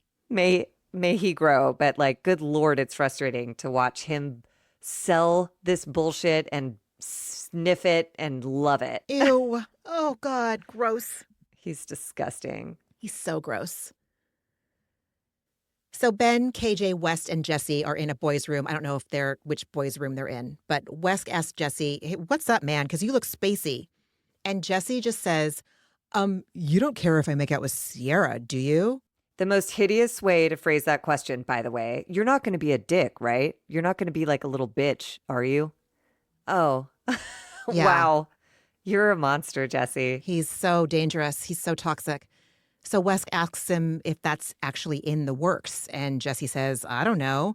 And Ben and KJ start laughing, probably because they're like, what the fuck? And maybe to break the reasonable amount of tension in the room. Because I think they what laugh the because fuck? it's ridiculous. It is ridiculous. It's like, you are not about to ask this man who came into the room and told you that's the best night I've had with Sierra in like 1,000 years. Holding his fucking heart. Saying the love of my life locked me. You were there for all of that, dude. Yeah. And now you're just going to casually be like, you're cool if I like finger bang her, right? You're not going to be a Ew. weirdo. Oh my God. I'm with Ben and KJ. I'm like, this is laughable. You're a joke. And it's so disrespectful. It's like, it's of everyone. It's Sierra and West. It's awful. To bring that up so casually in front of people that haven't been in this group of friends for a very long time, to not take West aside, maybe even off mic and be like, "Oh, no. On mic. This is what we signed up for. That's what they signed up for." But the tone, it was so rude. I just can't even believe it. Well, there weren't cameras in the room. It was the surveillance cameras that caught the That's right. conversation. That's So right. he wasn't brave enough to do it in front of cameras. But I think he thought Ben and KJ would be like, come on, Wes, who gives a shit? Let him kiss her. Who He's cares? so out of reality. She's just a girl. It's so gross. And then he tells him, "Well, I think if anything would happen, it would just be like a drunken for fun makeout kind of thing." I'm like, bullshit, dude. A, that is so fucking presumptuous of you, like to think that Ciara would even be on fucking board with that. And B, like, West is one of your besties, right? Also, you a minute ago in your confessional said West isn't ready for what I'm ready for. I'm a mature Totally. adult ready for what Sierra wants. I'm here to give it to her. I'm a serious man. It would just be a drunken makeout for fun. Why is everyone being so weird? Because Dude. you're a fucking liar and a psycho, and like you are. I mean, this kind of like the self delusion is the stuff that scares me. You believe what you said in that confessional and you believe what you're saying right now. And I don't know how one whole human being can do that. That is some double life stuff that I don't want to know about. I don't want to know either. I don't want to know either. It's so, there's so many wrong things. Like, Ick. you don't do a drunken makeout with one of your close friends' ex-girlfriends. It's one thing if there is like, it's undeniable to every single person that meets Jesse and Sierra. We're soulmates. Oh my God. I'm so sorry, West. I'm so sorry. But like, honestly, she's the love of my life. West, he's the love of my life. Fine. But if it's not that and explicitly that. And you diminish Sierra by saying like, it would just Yes. be a joke to kiss her. She's just Absolutely. a woman. I Yeah. could kiss anyone. Who cares? So She's not fucking special. gross. It's so, again, cowardly. Just say like, I actually really like her and I actually want to try to pursue this like a thing. I feel ready for a relationship and I want one with her. I'm so sorry. And then you have to be ready to lose that friendship. Totally. But he wants to be one of the boys. He wants to be a bedbug. He wants to be Sierra's boo. You can't have it all unless you're honest. Yeah. And then it's hard because then some people won't like you for a while. Other people's will be great, but like you have to be a bad guy when you are pursuing what you really want. So I bet Lexi feels so fucking validated watching this season. I bet she feels so validated, or she feels nothing at all. I don't know. I hope she feels nothing at all. What a weird. And he was manipulating her, telling her not to talk to completely. the girls. Like he's scary. He's dangerous. So KJ is like, that's wild. And Australian Ben just like shakes his hands at Jesse like, are you fucking kidding me? And then he says, bro. And poor Sierra has like no idea that this disgusting, repugnant conversation is even going down. Yeah, God forbid you ask Sierra first. God Right. forbid you ask the woman you're going to try to stick your tongue down her throat. I don't think she wants to even make out with him drunkenly. I really don't. I think she would have, but I think he ruined it for himself, and I'm here for it. Yeah. So then the cast is getting ready, except for Amanda, to go to Kyle's DJ set. And Ben comes in the kitchen wearing a really bad bucket hat and tinted wire rim glasses. And Bailey, even with her heart eyes emoji for Ben all day, every day, says, after taking one look at that hat, like, you cannot wear that hat. And Jesse says, oh, no, you should wear it. And Bailey's like, Ben, he's only saying that to ugly you up, and there's less competition. Take it off. Oh, my God. Oh, my God. Lindsay walks in wearing this beautiful gold lame top with amazing drape. Such a cute outfit. Someone calls her a MILF, a certified MILF. I loved everybody's outfits. Well, I love Mia and Ciara's and Lindsay's outfit. I don't remember what Bailey was wearing. I don't remember what Levi was wearing. I'm sorry. Sorry to those ladies. So, this made me so annoyed too. Kyle plays dad, tells Amanda not to be on your phone, just get some rest. Kyle, shut the fuck up. Like the audacity. If those words came out of my mouth after I'd already act like Kyle had for 9 seasons, I would have looked at everybody and been like, oh my God, I am such a fucking dick. I'm so sorry. Please. If you guys all want to hate me right now and throw a piece of fruit at my face, like I would totally get it. I swear to God, this is again No awareness. Well, Full hip cookie. or total awareness. And again, he's doing this for his investors to be like, see, it's her fault. She's going to be on her phone scrolling all night. If this marriage falls apart, it's because she can't be off social media. And like, I was so glad the editors showed Amanda in bed and like put on a snoring sound effect. She's sick. She fell asleep and went to bed. And he's there saying like, we'll try to be respectful when we come in. Okay, everybody. And God bless Carl for being like, you tell yourself that, dude.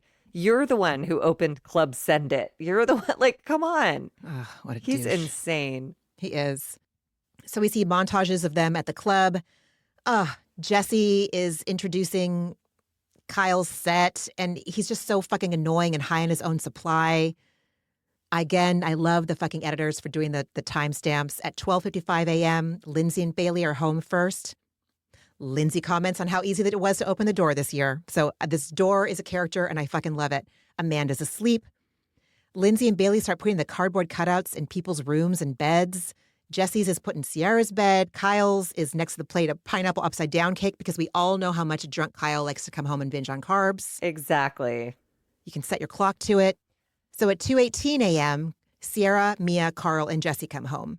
And at 4:06 a.m., Ben, West, KJ, and Kyle roll home. And West jokes that he hates that the door works. We see that Ben is still wearing the unfortunate bucket hat, so he made the choice to keep that hat on all night. Look, when you're that hot, it's like a way for girls to approach you, to be like, well, what's your crazy hat? It's a topic of conversation. It's an icebreaker. Anyways, Jesse goes to bed, thank God. And then we're in the kitchen with KJ and West and Ben. Kyle, too. And Kyle. Yes. And KJ, I love KJ. KJ's kind of messy and I kind of love him. He just brings it up. He's like, I can't believe Jesse asked you that shit. And Wes tells Kyle that Jesse had asked him if he could make out with Sierra. And Kyle asked if Sierra would be pissed if she heard that Jesse had asked that of her. And Wes, knowing Sierra, says probably. And Kyle thinks it's weird. And West is like, I think she'd destroy him. And then Ben asks West if Jesse's just like testing the waters. And West seems to think that is the case, that he doesn't think Jesse's there yet with Sierra. And then he's right to go like, which is, I don't know why he would bring it up to me. Like, it's so personal and painful and newly healing. You're just picking a scab, a very fragile scab off of a deep wound, Jesse. And then I do love that Ben is a little drunk and just sort of lays it out there and says, like, I understand why you would have a crush on her. Every time I talk to her, I'm like, she's fucking next level. And like, Ben, but it shows me that Ben is exhibiting restraint. He knows this is Wes' ex-girlfriend. Ben is hot. Sierra's hot. He could move on Sierra, and he is choosing not to. He's putting up a boundary because that would be inappropriate in this house with this person. Like, it just is insane that Jesse is so, he cannot see that. He can't see that that's the right move. It's fucking so bonkers. It's either just a level of entitlement that I will never, ever know. Thankfully, I'm okay with that. I really am. Or something diagnosable with a code. And KJ makes sure to point out, like, that's your ex-girlfriend. Dude. That's not just some girl. And everyone's like, that's pretty fucked up. I did like that we saw that Ben actually does have something going on when it comes to like he clocked how rad Sierra is. Like he's not. She is undeniable, Oh, which is I all mean, the more reason why I'm empirical. like, Jesse, Yeah, of dude, all the men seriously. on the planet Earth, Jesse Solomon things. And again, who is Jesse Solomon without Summer House? I don't think that man has a personality or a career. I don't know who he is. West will be fine. Oh, completely. You know what I mean? He actually loves sports and he actually loves his friends. Jesse, I don't know who the hell that guy is. And I don't think he's anybody without Bravo. And that is troubling. And Sierra's not going to have that. Is a man with a closet full of tan pants and tan dad hats. And no thank you to both. Neither Wes nor Ben think that Sierra would make out with Jesse. And I'm like, gross. I don't think she would either. Anyway, the next morning is Saturday, July 19th, 8:48 a.m. Don't know why, but I love it. 8:48 a.m. Lindsay is FaceTiming with Gemma. It's a super cute conversation. KJ and Carl are going running. KJ is in like full old school sweatsuit, Rocky Balboa style, and I loved it. And I also love that he comes back with like everything stripped off. It's like so hot and humid in the can't even Hamptons. imagine. Yeah. He must have been dying. So the rest of the cast is waking up. Mia and Sierra share a bed, and Mia tells Sierra that she had a spicy dream about John Hamm, and Sierra says that she's very uncomfortable hearing that and glad they slept with a pillow between them. Thought it was Sierra's so like, fucking hilarious. I'm uncomfortable. And Mia's like, I was too. They're so cute. So cute. So Ben and Lindsay are on a couch by the pool outside, and she touches his arm and then says, sorry. And he's like, for what? She's like, well, I just touched you accidentally, which it wasn't an accidental touch. No, they just kept touching back and forth, being like, I just did this accidentally where I touched you like this. And Bailey's expression while she's watching them, like she has just no awareness of what it looks like on her face, but she's watching like a dog is watching people eat like a food that they're not giving the dog. And I was just like, So oh, honey, cute. yeah. But she says she's impressed with Lindsay. She's like, Lindsay could flirt with a rock. It's the craziest thing I've ever seen. And they all just sit around and worship her. But this is where I love the generations, like everyone thought Summer House would go to shit when everyone, like all the old farts were there and they tried to bring in new people. But I kind of love how Bailey is learning from her elders in this situation. She's like, Lindsay's just completely confident and totally herself, and men are flocking to her. And it's like, that is it. That is the answer. And none of us want to believe it. We want to believe it's our boobs or our lashes or our cellulite or whatever. It's none of those things. It is confidence and self-assuredness. And often that only comes with age. Sorry about it. I said the exact same thing. I said the exact same thing to Josh last night. I'm like, she's 10 years older than Bailey, and that is the difference. That is the difference right now. That's it. That's all it is. Yeah. Poor Bailey. Oh, poor Bailey. She asks Ben, hey, do you think I know how to flirt? And he says, yeah. And Amanda's all, have you seen her flirt? And he says, once or twice. But then we see a flashback to like literally 21 seconds ago where Bailey comments on Kyle's facial hair and that she likes a hairy man, which makes Ben say, I'm going to grow a mustache. I don't know that those things were related at all. I think Bailey was, trying to flirt, and Ben was clearly putting a no on that. Ay. But which is fine. That's also like, that's part of the process, is also like coming to terms with that once I fully embody myself and my whole personality and I'm my most comfortable version of myself, it's not going to be for everybody. Sure. Sure. Yeah, absolutely. Absolutely. So Ben tells Bailey, listen, I think you can turn it on when you want to. And this prompts Bailey to say, well, okay, I'm really going to turn it on today. I'm going to be a whore. And Amanda's all, the village whore. And Bailey says, listen, at the party, when I walk out, I want you to announce to everybody that the village whore has arrived. I am not a fan of the word whore, and I'm not a fan of equating the word whore with flirting or being a whore. And I was like, can we fucking not? Like, it's 2026, 2025, whatever. It really bothered me. I mean, she used the word, you know what I mean? And I think she was just like trying to be cute and fun. Yeah. I'm just saying the boys didn't put that on her. Oh, and say, no, like, I we'll don't- announce I you don't as care. the village whore. No. I get that. I so relate to her of like, maybe it's the little sister in me, I don't know, where I would just always take things a little too far. I still do it sometimes at this stage of life, like flirting a little too hard with someone who I know doesn't like me, but I'll just try it one more time. And then when someone's like, you should be extra flirty, I'd be like, I won't just be extra flirty, I'll be a whore. It's like, why would I totally relate to being in that position of like, why would I say that? I don't mean that. That's an insane thing to do. But like, I don't know. There's something that happens where it gets away from me. I get it. Again, I'm projecting that onto Bailey, but That's what we do here. Yeah. So Carl and KJ come back from their run, and Carl, opening the front door, notes we ran 6.6 miles in an hour and 10 minutes. I was all training Solid. for a marathon. Mm-hmm. In his confessional, Carl says that the Renaissance Fair party theme is one of the best we've come up with. I'm all, is it though? Okay. Carl really lost me in this episode. Between underpants and the Ren Fair, I was like, what? Yeah. They're going all out with turkey legs, armor, bales of hay, and it's an opportunity to be the best party they've ever had. What? I don't have delusional. any fucking idea. Yeah, dude. Like, no. I saw that blow up inflatable bar, and I'm like, you're in the Hamptons in the summer. You're going to be able to walk into that bouncy house and you're going to see fucking droplets. So Mia asks Carl, hey, how can I help? He just says, I think just positive vibes and enthusiasm.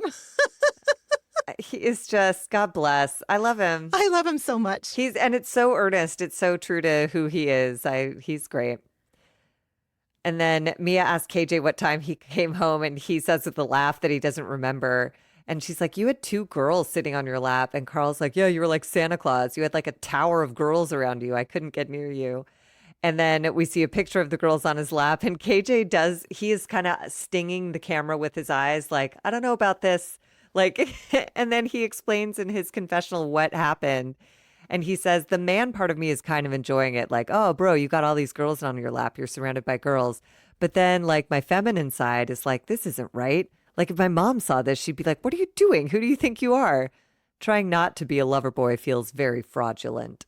I love this I kid. love him so much. I love him for experimenting and giving it a go. I love him for acknowledging, like, that doesn't feel right. Not that he'll never try it again, but like, he just is getting to know himself for sure. The more he tries to color outside the lines, the clearer the lines become. And that is a gorgeous thing that he's aware of it.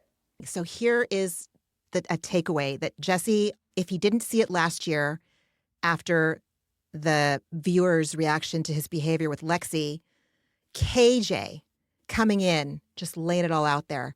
I'm anxious. I have anxiety. I am a lover boy. I talk about my feelings, just like his expression in the picture. You know that I've seen the discourse around him online.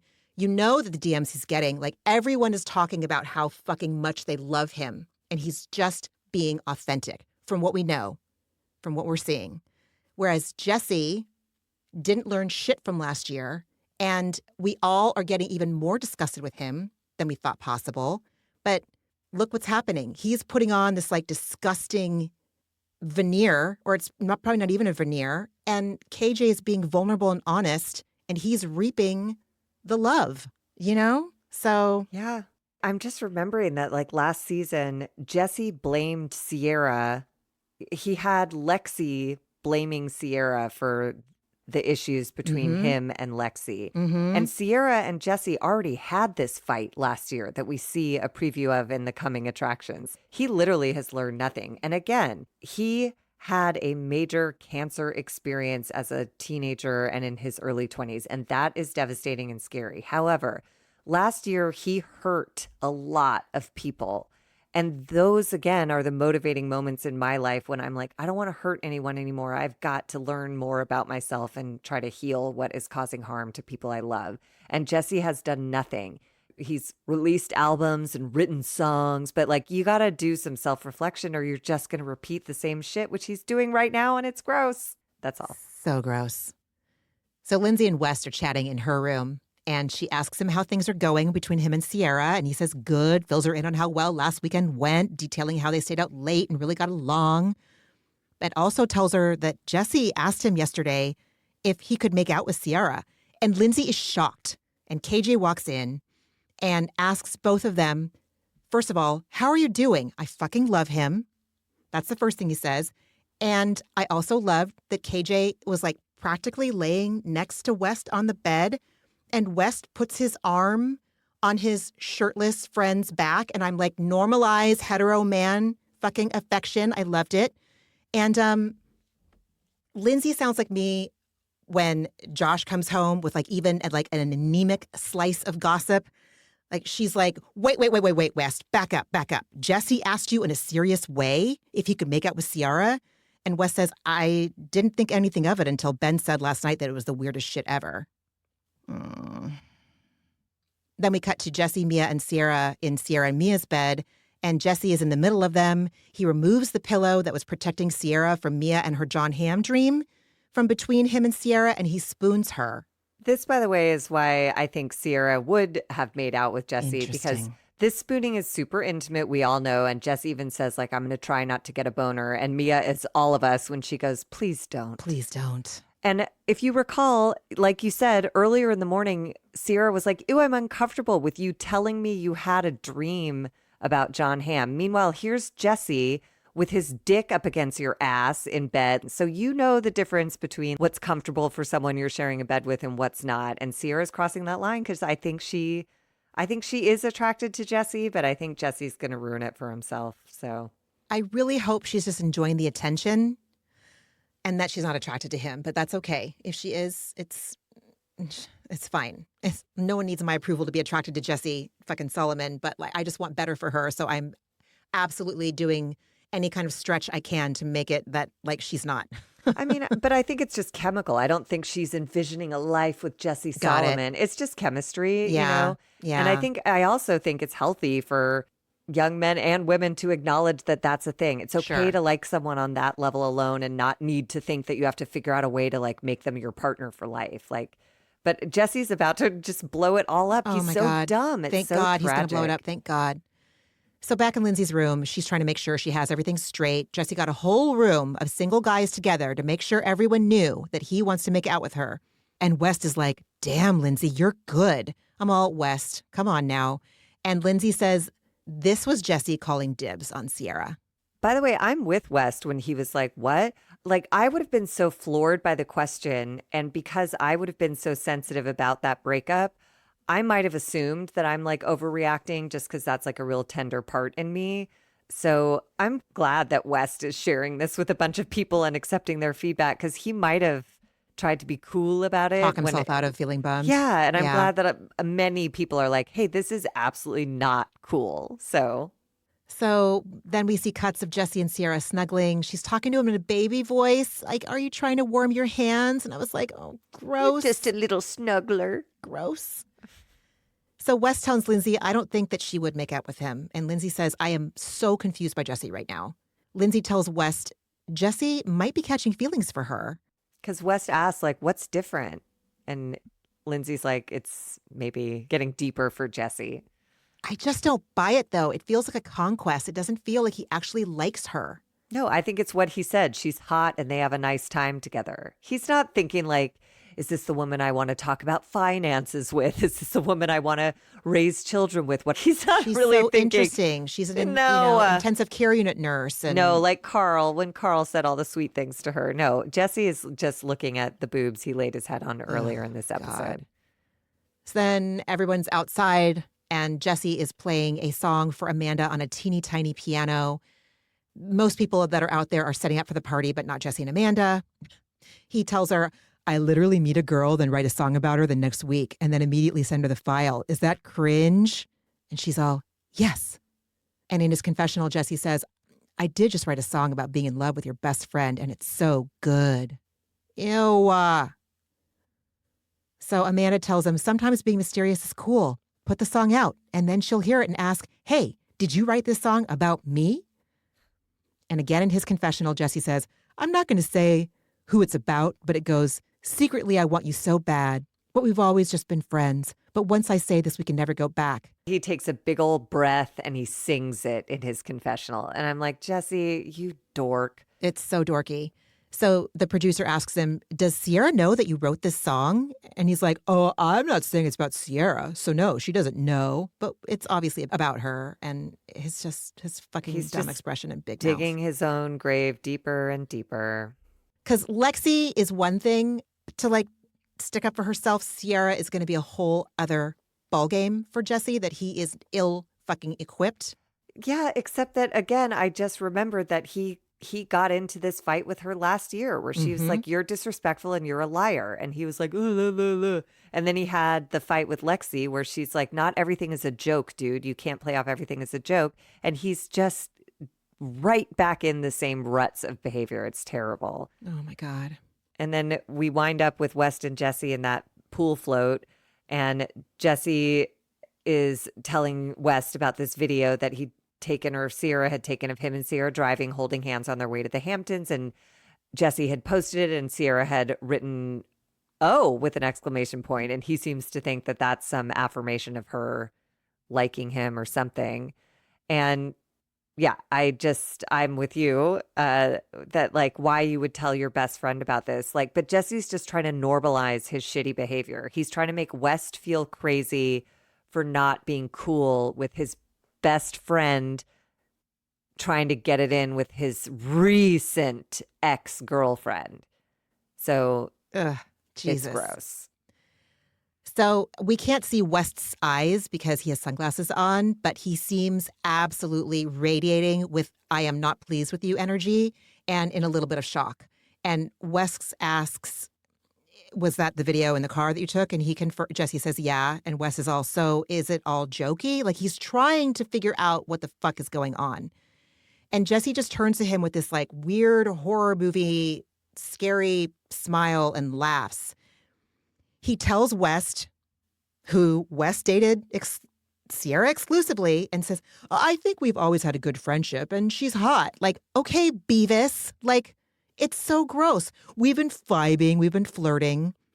West looks at him with a look like, come on, dude.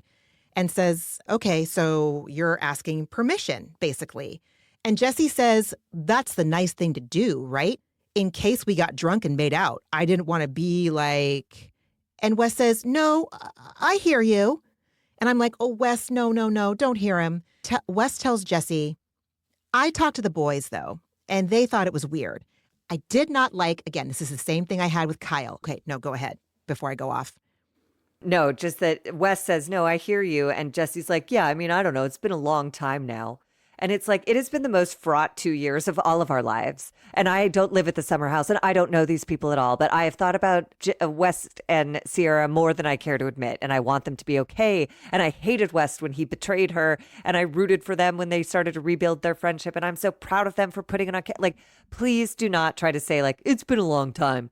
Like they broke up one day, never saw each other again, and are totally cool now. They're barely cool as of last weekend. And you're pulling this shit, you monster. So Jesse's gnarly. like, I don't know. It's been a long time now. And West is like, yeah, I agree. It's been a minute. But the boys thought it was weird. Yeah. I really wish that West could have just said, I think it's weird.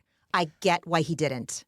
But I also don't know. I think he's also a little bit under Jesse's spell here of like, he doesn't want to be weird about it, but it fucking feels weird. But I'm too close to it to know for sure. But it's getting reflected back to me from these other kind of neutral parties. Margie, Jesse's grooming him. He grooms people. He does. And that's why I'm saying, like, when he asked the question, you don't mind if I make out with Sierra, do you? As opposed to being an actual human being and going like, hey, Sierra and I are kind of getting close and I want to kiss her. I just want to run that by you. As opposed to being like, hey, don't be a big baby and say no, right? You're not a nerd. God, I'm so grossed out. I feel like I need a Silkwood gross. shower. Grody. So Jesse asks West, well, who thought it was weird? And West tells him KJ and Ben. And Jesse laughs it off and makes a gesture with his hand like he's swatting away a fly, like, I don't give a fuck what those guys think. He doesn't give a fuck about anyone. He doesn't give a fuck about Sierra or West, and certainly not KJ or Ben. He does that dismissive, like, flicking, who cares? Yeah. Yikes. Oh my God, it's so gross. I don't hate you, but I see you. So West tells Jesse, yeah, Ben was really wigged out. And West says to Jesse, so on paper, you asked your boy if you could make out with his ex. And Jesse just like smiles with his big laugh. And West says in the most articulate, direct, kind way possible, I think most people in my position would call you a weirdo or a dickhead for asking me that. And like, yeah. And Jesse asks him like a child, like, really? What should I have done? Just not asked and not done it? Yes, this summer is not the time to do it. Or you wait until you and Sierra cannot hold back. You've fallen in love. It's so intense. You have to tell West. You can't go any further with each other before you tell your mutual friend. That's not the case. You spooned her and got a boner. That's as far as you guys have gotten. Like, do not do this to the people in your life and torture them and manipulate them and try to get, try to make someone feel like a dick for not giving you permission. It's so gross. It's so disgusting. Infuriating. It's repugnant and vile. Jesse wraps it up by saying, like, the fact that you dated her makes it a little weirder, but it won't stop me. And I was like, villain origin story line right there. Right there. It won't stop. The fact that you dated her, they were in love. All of America was invested in that relationship. We cried with Sierra. We worried for West, who sweat through his suit at that reunion because he was so distraught. Like, we've watched them both grow and change and come to accept what happened and find each other again. And now you're just going to shrug and be like, it's not going to stop me. Oh, I don't know what will, you weirdo. I was so disgusted. It was like I watched in real time the like mustache grow and curl and the evil top hat and the cape and it's gross. Like he's Mr. gross. Burns. Like he needs to be ejected from the house. You know how they kicked out fucking what's her name? What was her name? Not Jules and that was awful. Jules and the fuck was Hannah's friend, the one that went on a date with Erica fucking Kirk of all people in season 4. It doesn't matter, but they got kicked out of the house. I think that Jesse should get kicked out of the house. I think it's disgusting. better that he's imploding and he will not be invited back. You Oh. know, I think this is more Oh. humiliating and painful because he could paint himself as a victim if he's like, they kicked me out because I just expect. No, if you blow up all your friendships and we all watch it, you have nothing to fall back on, Yeah. sir. I can't wait to see what happens next week. Every fucking week, I'm all, God damn it, I have to wait till Tuesday. Shit. I need a Anyway, break after this episode. Good Lord. friend, what else did you watch? What did I watch? Below Deck Med. I'm not caught up, but I'm still watching Vanderpump Rules, and I do think it's excellent. And they got a second season, and I'm so happy about it. I got a little bit more caught up on Beverly Hills, but I'm not all the way there. And what about you? What did you watch? Started season 2 of The Gilded Age, finally. Real Houses of Beverly Hills, The Potomac Reunion, and some lame home renovation shows because sometimes I just need absolutely like no stakes.